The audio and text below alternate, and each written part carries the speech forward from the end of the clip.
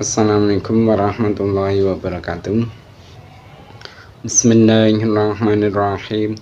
Nawaitu talabal ilmi izalatan jalim an-namsi wan sa'iri juhali wa ihya'ad dini wa ibqa'al islami bil ilmi wa darul akhirati wa ridallahi ta'ala wa syukran ala nikmatil aqli wa nikmatil syahatil badani fadlillahi ta'ala. Ila hadratin Nabil Mustafa Syaitina Muhammadin Syamul Muslim wa ala alihi wa sahbihi wa twajihi wa dzurriyyatihi wa ali bait ikram wa nakhusu khususan khasatan ila muslimin ada kitab mabati fikih Syamar Abdul Jabbar wa Jami'al Amidi wa masyayikhina wa mu'allif kutub alati ta'lamna wa lamna sya'na ta'lam lahumul fatihah. A'udzu billahi minasy syaithanir rajim. Bismillahirrahmanirrahim. Alhamdulillahirabbil alamin. Arrahmanir rahim. Maliki yaumiddin. Iyyaka na'budu wa iyyaka nasta'in. Ihdinas siratal mustaqim. Shiratal ladzina an'amta 'alaihim ghairil maghdubi 'alaihim waladdallin. Rabbi firli wa liwalidayya mu'minina amin. Mari kita mulai pelajaran kita hari ini, yaitu kitab Mabati Fikih juz salis atau juz yang ketiga. Insyaallah untuk hari ini akan menerangkan tentang bab tayamum ya. Mari kita mulai. Bismillahirrahmanirrahim. Qala al-musannifu rahimahumullah ta'ala wa nafa'ana bihi bi 'ilmi fitrin amin. Atayamumu ay hadza tayamumu. Tegese taikiku bab nerangake tayamum. Atayamumu ay hadza tayamumu tegese takiku bab nerangake tayamum. Jadi babnya ini menerangkan tayamum.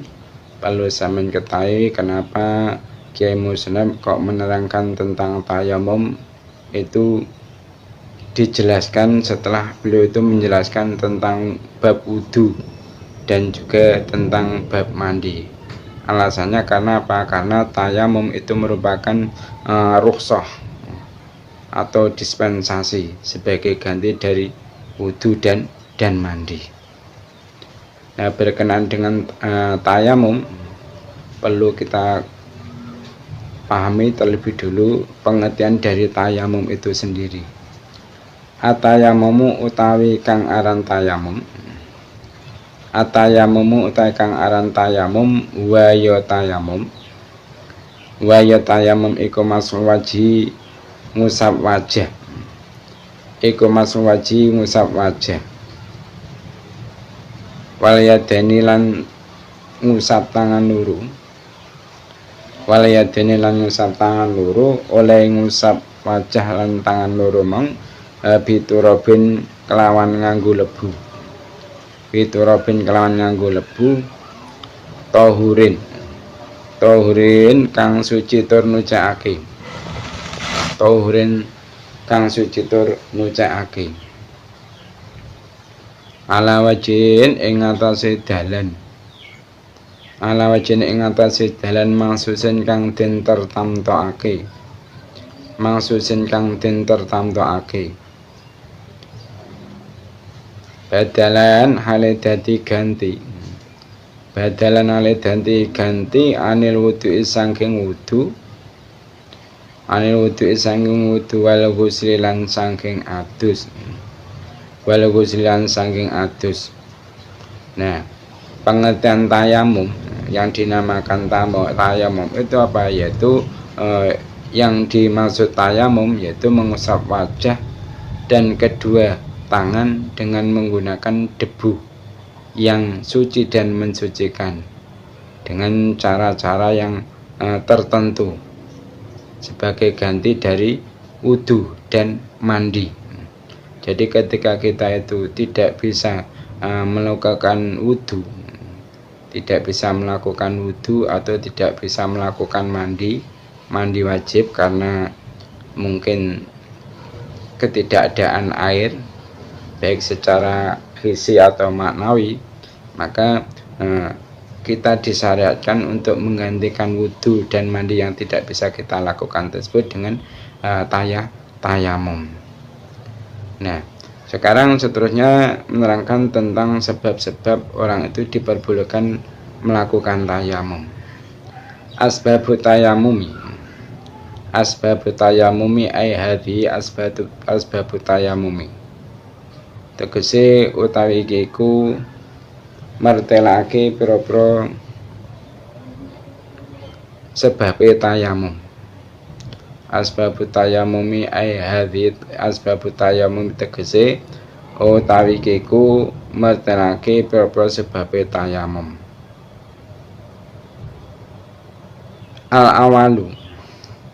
Al-awalu utai kang awal. Al-awalu utai kang awal iku faktul mai kasepen banyu. Iku faktul mai kasepen banyu.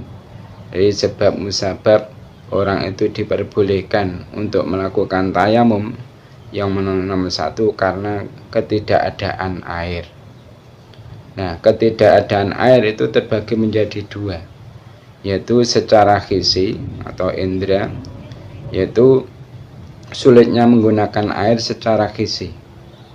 Nah, termasuk dalam kategori hisi, yaitu orang tersebut berada di tempat yang tidak ada air sama sekali, atau tempat antara orang yang mencari air dan tempat air tersebut itu terhalang oleh binatang buas.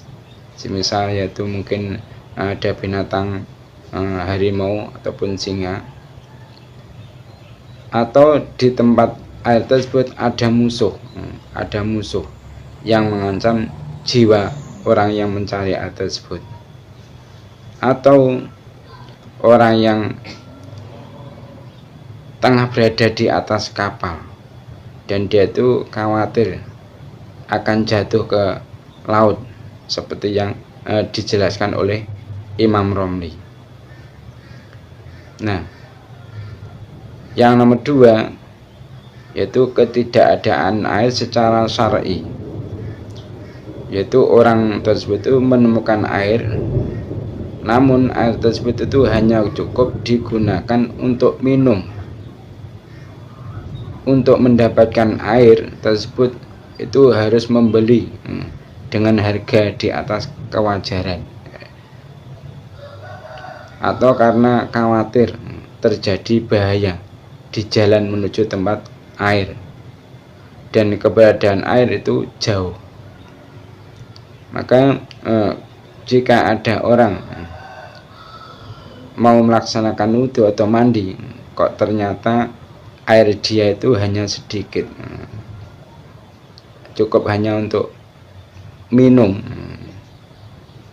maka yang seperti itu diperbolehkan bagi dia untuk melakukan tayamum.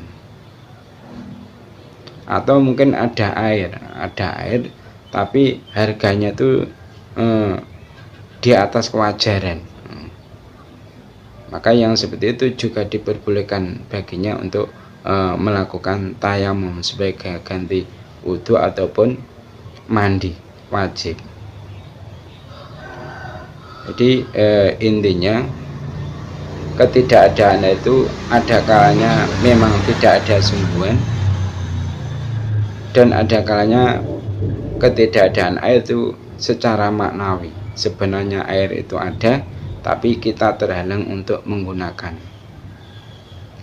Nah, sebab tayamum yang kedua, sebab orang itu diperbolehkan melakukan tayamum yang kedua yaitu afani utai kang kaping pindho, afani utai kang kaping pindho au khaufu istimalihi utawa kinaweden nganggo banyu, au khaufu istimalihi utawa kinaweden nganggo banyu. Nah, diperbolehkannya orang melakukan tayamum yang nomor dua yaitu disebabkan dia itu khawatir untuk menggunakan air. Jika dia itu menggunakan air itu dia khawatir. Nah, kekhawatiran ini karena orang yang akan bersuci itu memiliki penyakit, dan dia itu khawatir bila menggunakan air itu akan kehilangan fungsi anggota tubuhnya atau bertambah parahnya penyakitnya, atau mungkin akan menimbulkan cacat yang sangat pada anggota yang tampak terlihat. Nah, namun sebenarnya penyebab ini termasuk dari penyebab diperbolehkannya tayamum secara syar'i. Nah, sekarang penyebab orang diperbolehkan melakukan tayamum yang nomor 3 yaitu asalisu utai kang kaping 3. Asalisu utai kang kaping 3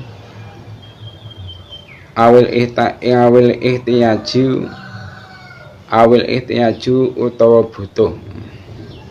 Awil ihtiyaju utawa butuh ilahi maring ma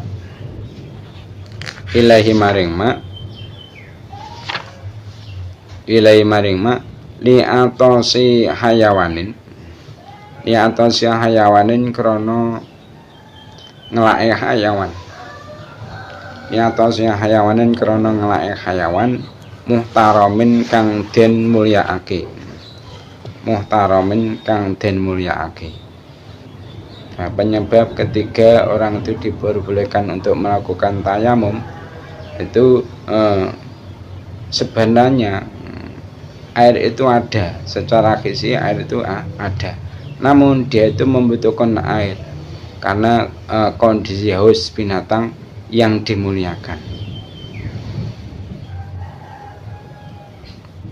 Nah, di antara hal-hal yang tidak dimuliakan, maksudnya yang guru muhtaram, yaitu orang yang meninggalkan sholat setelah diperintah oleh imam. Jadi ketika ada orang yang meninggalkan sholat, sebenarnya dia itu sudah diperintahkan oleh imam untuk melakukan sholat kembali, namun dia tetap meninggalkan sholat, maka orang yang seperti ini tidak termasuk orang yang dimuliakan.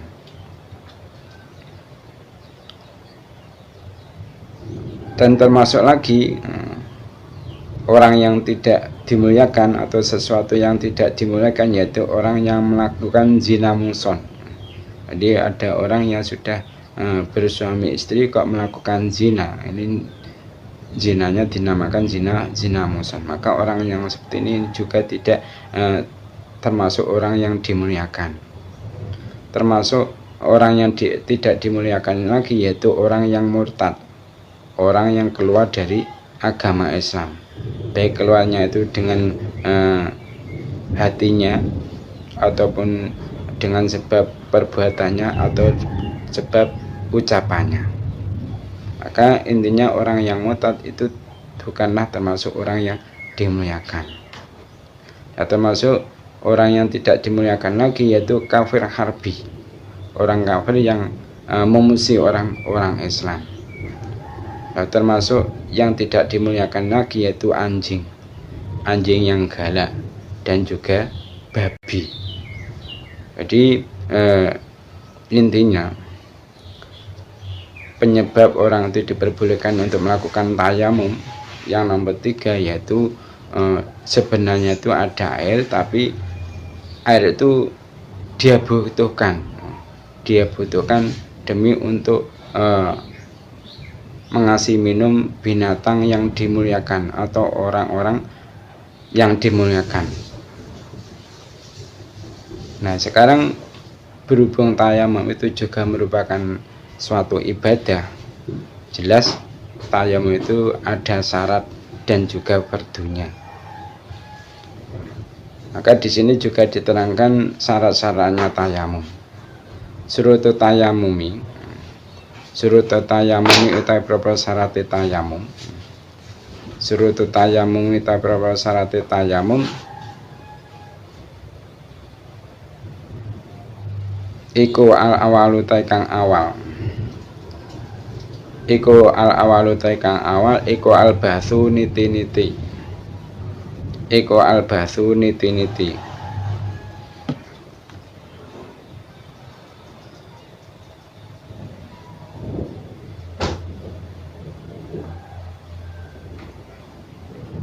Anil ma'i saking banyu. Anil ma'i saking banyu. Qabla tayamumi ing dalem sadurunge tayamum. Qabla tayamumi ing dalem sadurunge tayamum. Jadi sekarang menerangkan tentang syarat-syaratnya tayamum. Perlu saya mengetahui syarat-syaratnya tayamum.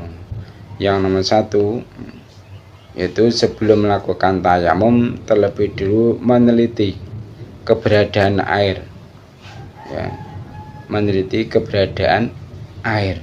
Jadi sebelum melakukan tayamum itu terlebih dulu harus meneliti keberadaan air. Nah, keharusan mencari air terlebih dahulu itu adalah ketika berada di tempat yang tidak diyakini ketidakadaan air. Nah, bila sudah diyakini tidak ada air, maka tidak ada gunanya mencari air. Sehingga baginya diperbolehkan langsung melakukan tayamum. Seperti itu keterangan yang ada dalam kitab Asy-Syaikh Al-Bajuri. Nah, selanjutnya syarat tayamum yang kedua yaitu al-tsani utai kang kaping pindho. Al-tsani utai kang kaping pindho iku qasdu turabin nejo lebu. Iku qasdu turabin nejo lebu tahirin kang suci. Tahirin kang suci lahu kang iku kedue turabut tahir. Lahu kang iku tetep kedue turabun tahir bubarun utawi bledug. Bubarun utawi bledug. Nah, syarat tayamum yang nomor 2 yaitu harus menyengaja menggunakan tanah yang suci serta mengandung debu. Jadi yang dipakai tayamum itu adalah harus menggunakan tanah yang suci dan yang mengandung debu. Nah, al-tsalitsu tawi kang kaping 3. Al-tsalitsu tawi kang kaping 3 iko atayamumu tayamum. Iko atayamumu tayamum ba'da dukhul waqti ing dalem sause manjingi wektu salat. Iko atayamumu tayamum ba'da dukhul waqti ing dalem sause manjingi wektu salat. Jadi syarat tayamum yang nomor 3, pelaksanaan tayamum itu harus dilaksanakan setelah masuknya waktu sholat. Misal ada orang yang melakukan sholat zuhur dengan tayamum bersucinya, maka tayamum yang ia lakukan itu harus dia lakukan setelah masuknya waktu sholat zuhur. Nah, Arabi'u ta'i kang kaping 4. Arabi'u ta'i kang kaping 4 iku atayamumu tayamum. Iku atayamumu tayamum likuli fatin kedue saben-saben pedu siji. Likuli fatin kedue saben-saben pedu siji. Nah, syarat tayamum yang nomor 4 yaitu tayamum untuk setiap ibadah fardu. Jadi tayamum itu kekuatannya kalau untuk melakukan sholat fardu hanya 1 kali sholat fardu. Jadi ketika semisal kita itu melakukan sholat maghrib, bersucinya yaitu menggunakan tayamum dengan cara tayamum, maka nanti ketika sholat isya walaupun toh tayamum yang kita lakukan di sholat maghrib itu belum batal, belum rusak, maka ketika kita itu melakukan sholat isya tetap diharuskan untuk tayamum kembali. Namun kalau untuk melakukan sholat sunnah, tayamum 1 kali itu bisa untuk melakukan sholat sunnah beberapa kali. Seperti itu. Nah, sekarang setelah kita mengetahui syarat-syarat tayamum, kita pun juga harus mengetahui fardu-fardu tayamum. Furudu tayamumi itu berapa fardune tayamum. Furudu tayamumi utawi pira-pira bedune tayamum iku al awalu ta kang awal. Iku al awalu ta kang awal iku niatus tibahatis fardhi sholati. Iku niatus tibahatis fardhi sholati niat amrih kawenangane nglakoni bedune salat. Iku niatus tibahati fardhi sholati niat amrih kawenangane nglakoni bedune salat. Nah, bedunya tayamum yang nomor 1 yaitu niat. Niat agar diperbolehkan untuk mengerjakan fardu sholat. Nah, niatnya semisal yaitu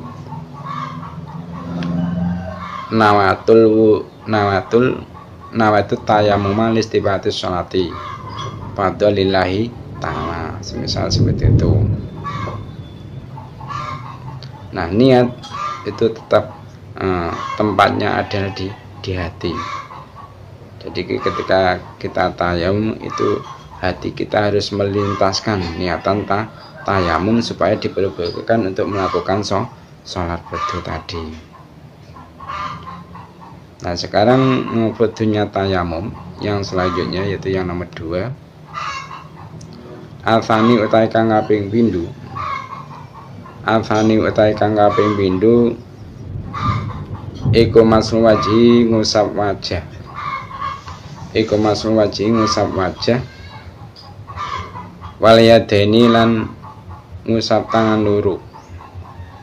Wal yadaini lan ngusap tangan loro mal mirfaqaini. Mal mirfaqaini satane sikut loro. Mal mirfaqaini satane sikut loro.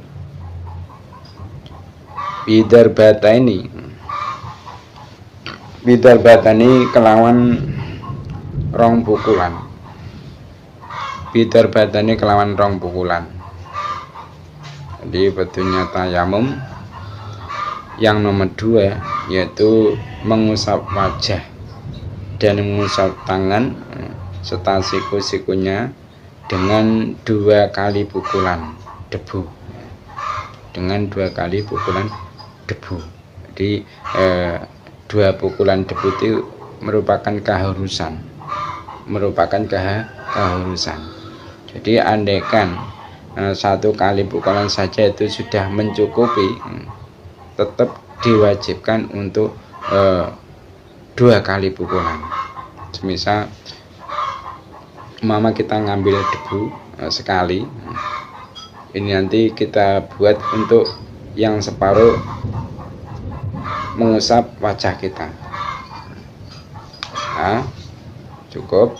Nah, sisanya kita buat untuk mengusap kedua tangan kita. Nah, walaupun toh ini pengusapan wajah dan kedua tangannya cukup menggunakan 1 kali pukulan, ini tetap kita diharuskan 2 kali pukulan. Jadi kalau mengusap wajah dan tangan ini kok menggunakan hanya 1 pukulan debu, maka tayamumnya tidak dianggap sah.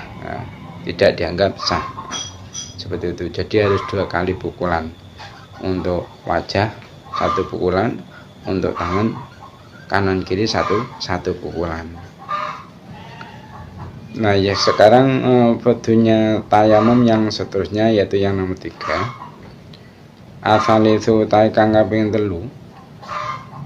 Asalitsu utawi kang kaping 3. Iku naklu turabi mindah lebu.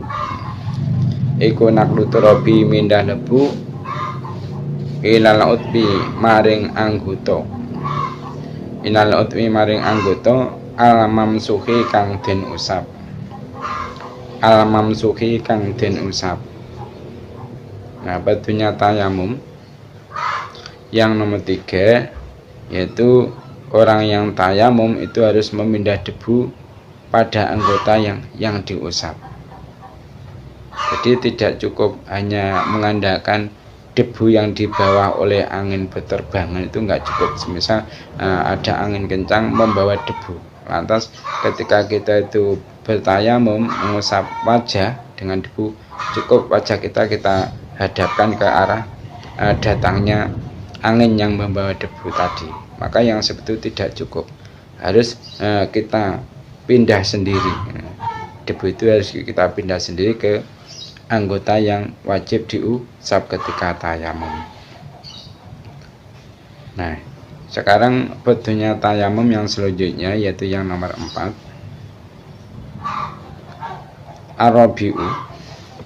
Arabiu tai kang kaping 4. Arabiu tai kang kaping 4 iku atartibu tertib. Iku atatibu tertib atau urut-urut ya. Iku atatibu tertib atau urut-urut. Jadi bentuknya tayamum yang terakhir atau yang nomor 4 itu harus tertib, harus urut. Jadi pelaksanaan pengusapan anggota tayamum itu harus tertib. Harus kita mendahulukan mengusap wajah, setelah itu mengusap kedua tangan.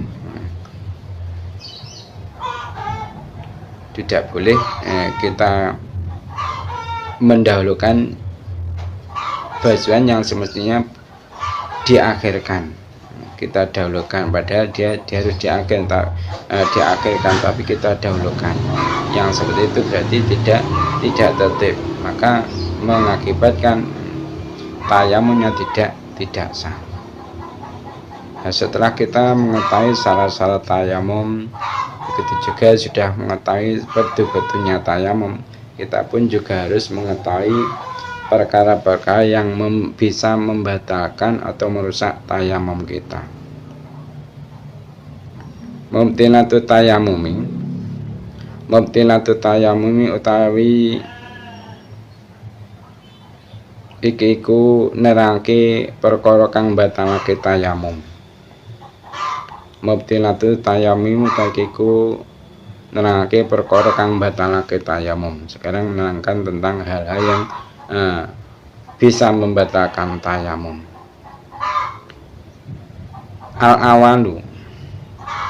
Al-awalu utai kang awal.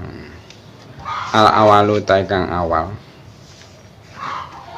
Iku kuluma saben-saben perkara. Iku kuluma saben-saben perkara.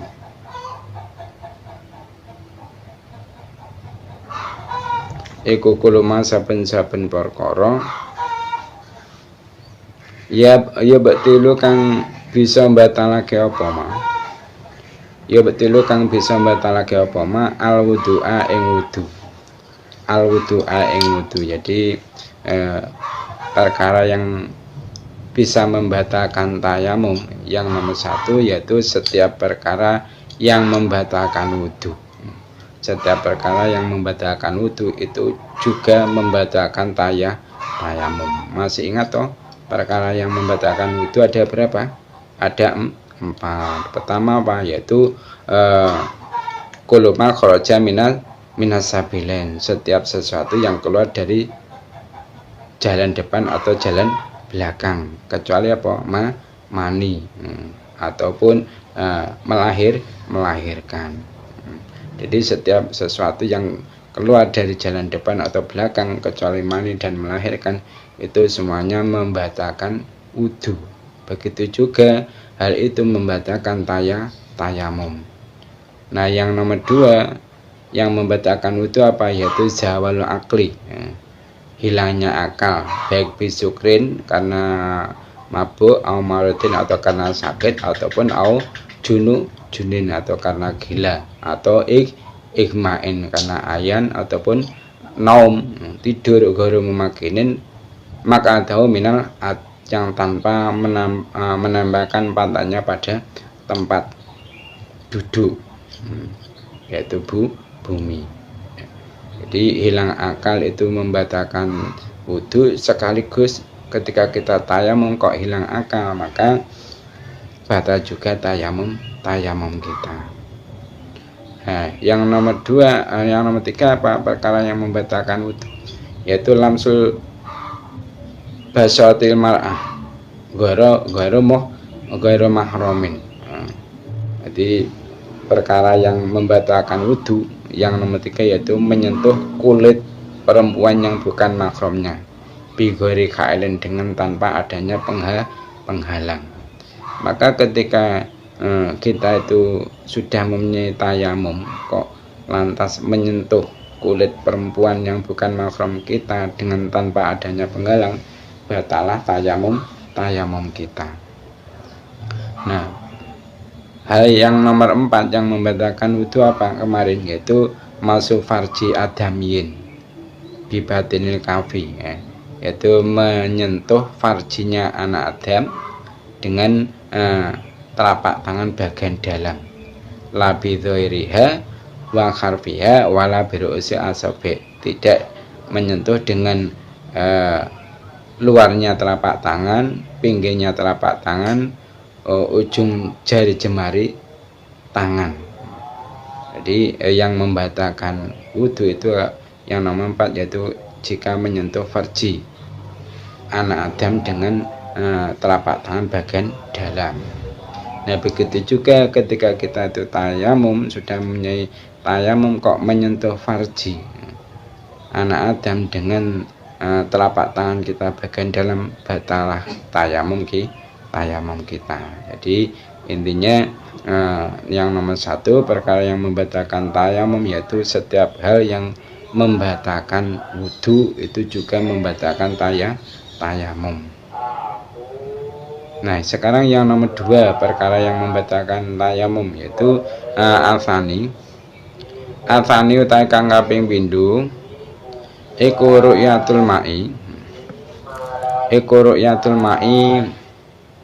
ningali ing banyu.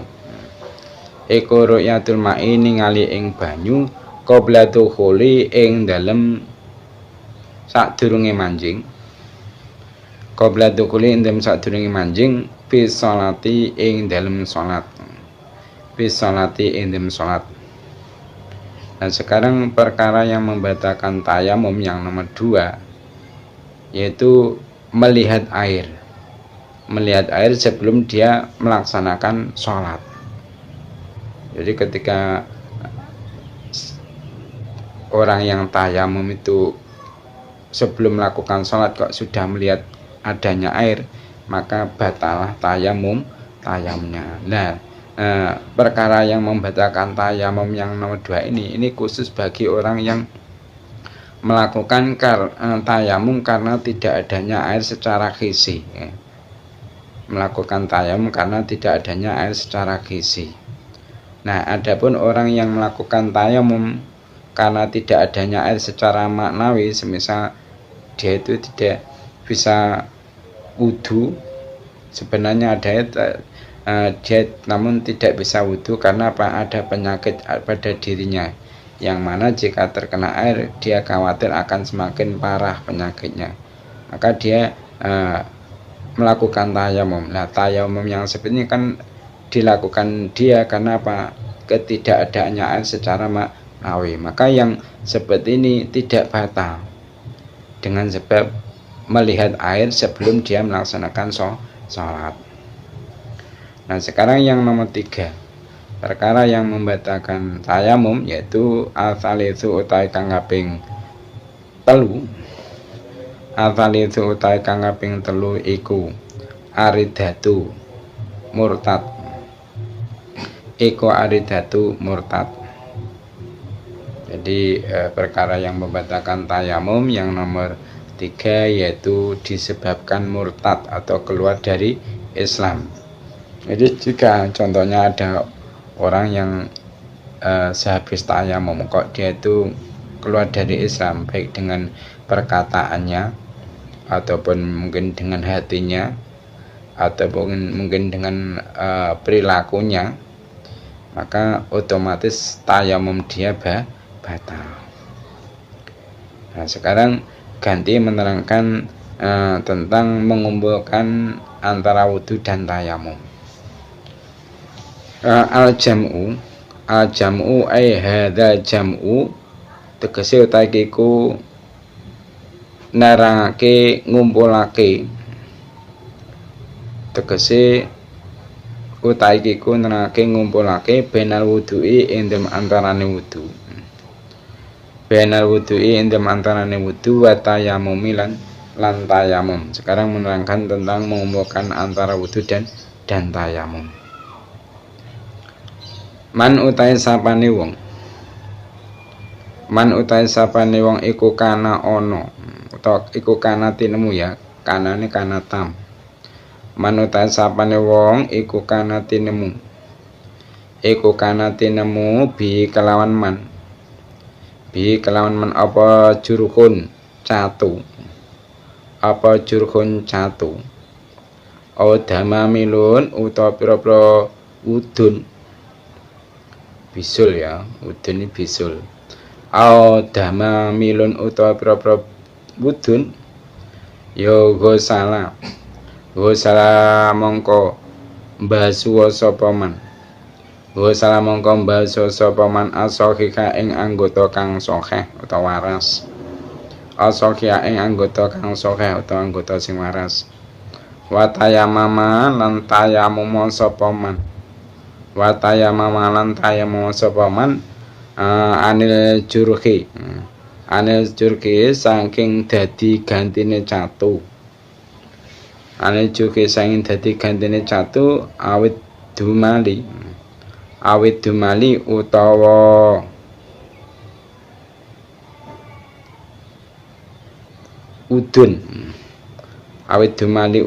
udun.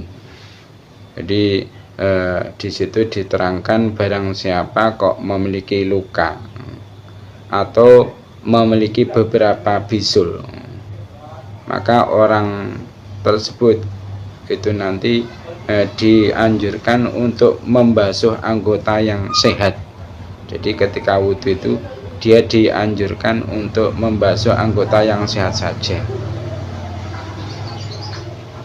Dan adapun anggota yang sakit, yang ada lukanya tadi atau ada besonya tadi, itu nanti nggak usah dibasuh, cuma sebagai gantinya pembasuhan yaitu melaksanakan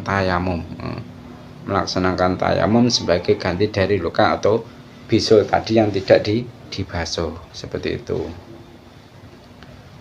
Nah, sekarang menerangkan orang-orang yang menggunakan jabiroh. Sahibul jabiroti utawi wong kang duweni blebet atau tambalan. Sahibul jabiroti utawi wong kang duweni blebet utawa tambalan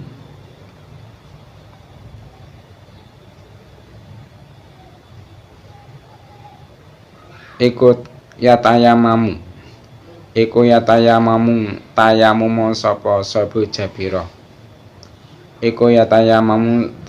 sapa jabirah wayam sahu lan ngusapa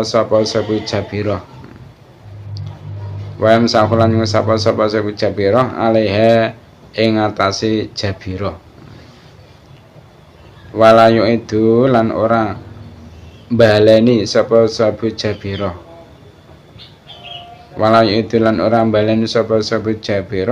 in wadoa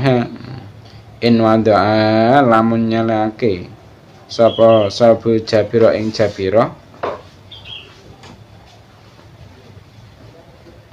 ala tuhrin ing atase tingkah suci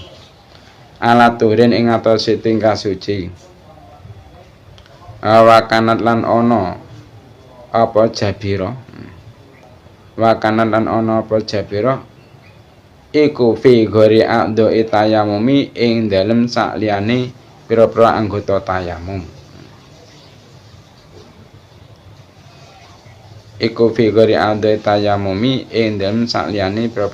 tayamum. Nah wa ila lan namun ora in wado'aha ala tuhrin fayu itu mongko baleni sapa sabu jabirah ing salat. Payu itu mongko baleni sapa sabu Jabiro ing salat. Jadi sekarang menerangkan tentang sabu Jabiro, orang-orang yang menggunakan Jabiro. Nah, perlu sampeyan ketahui Jabiro yaitu bilah pembalut tulang itu adalah kayu atau bambu yang direkatkan dan diikat pada bagian tubuh yang patah atau bagian tubuh yang terputus. Tujuannya apa? Agar merekat. Nah, tapi maksud pada bab ini yang dimaksud Jabiro itu adalah satir secara mutlak. Maka berhubung yang dimaksud itu adalah satir secara mutlak, jadi yang dimaksud Jabiro di sini itu di dalam bab ini itu adalah satir secara mutlak. Nah, berhubung Jabiro itu adalah melakukan satir secara mutlak, maka mencakup alasuk atau plaster. Nah, plaster itu apa? Yaitu sesuatu yang ditempelkan pada luka, baik berupa kain ataupun kapas atau yang lain. Dan juga mencakup al-isobah atau pembalut. Nah, pembalut itu apa? Yaitu tali atau yang lain dan diikatkan pada anggota tubuh yang retak. Dan satir atau Jabiro yang dengan pengertian satir secara mutlak itu juga mencakup al-mirham atau salep. Nah, salep itu apa? Yaitu obat yang ditaburkan pada luka. Jadi orang yang mempunyai sabu Jabiro itu nanti dia diperintahkan untuk bertayamum. Dia itu diperintahkan untuk bertayamum dan mengusap Jabiro, serta tidak wajib mengulangi sholat, dengan catatan apabila yaitu memasangnya dalam keadaan suci dan Jabiro tersebut terletak pada selain beberapa anggota tayamum. Nah, sekarang apabila tidak demikian, maksudnya memakainya itu dalam keadaan dia hadas atau Jabironya tadi peletakannya itu melebihi kecukupan, maksudnya sampai melebar pada selain anggota yang luka. Maka kalau memang demikian, dia harus wajib mengulangi sholatnya yang telah ia kerjakan. Jadi kesimpulan permasalahan Jabiro itu apa? Satu, dia wajib mengulangi sholat.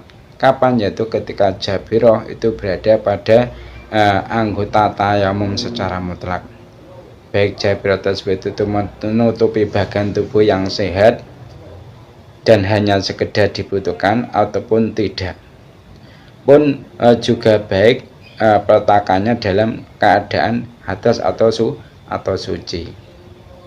Nah, wajib mengulang sholat bagi orang yang memiliki Jabiro yaitu jika Jabiro itu berada di selain anggota tayamum.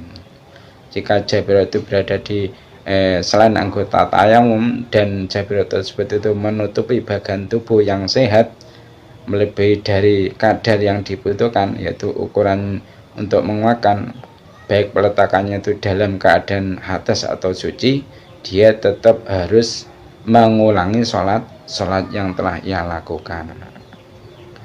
Nah, selanjutnya sahabu Jabiro itu wajib mengulangi sholat kapan? Yaitu ketika Jabiro itu berada di selain anggota tayamum dan Jabiro tersebut itu menutupi bagian tubuh yang sehat hanya seukuran yang dibutuhkan. Namun peletakannya Jabiro tadi dalam keadaan dia itu hadas, maka sholat yang ia sudah laksanakan itu nanti juga harus diulang lagi, ya, seperti itu ya.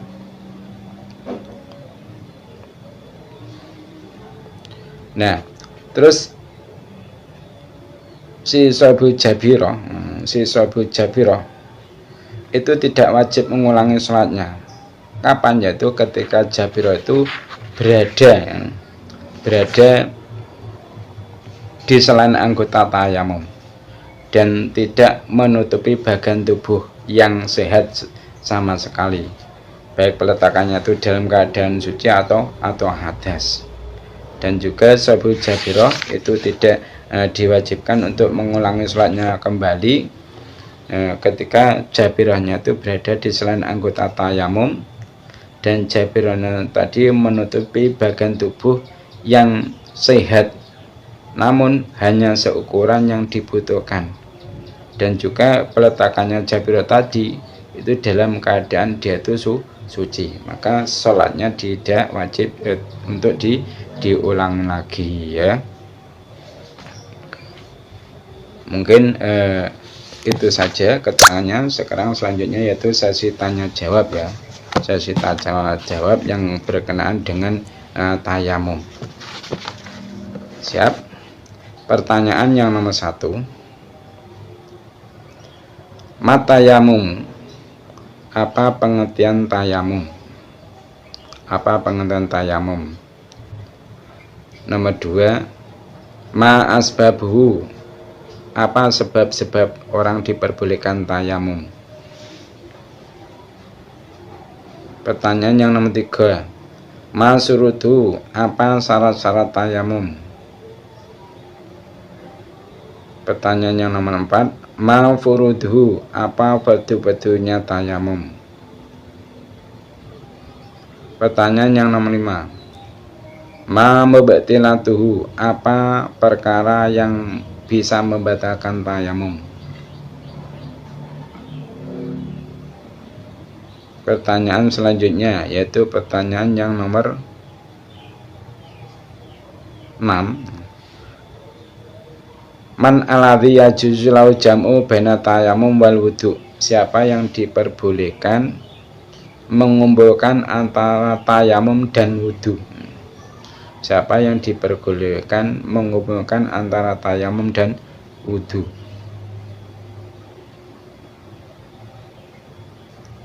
Sekarang pertanyaan yang terakhir yang nomor 7, madza yaf'alu sahibu Jabiro, apa yang dilakukan orang yang mempunyai Jabiro? Bagi orang yang mempunyai Jabiro itu apa yang harus ia lakukan? Mungkin itu saja pelajaran hari ini yang dapat kami sampaikan. Ada kurangnya mohon maaf. Mari kita tutup majelis ini dengan membaca doa kafaratul majelis. Subhanakallahumma wa bihamdika asyhadu an la ilaha illa anta astaghfiruka wa atubu ilaik. Assalamualaikum warahmatullahi wabarakatuh.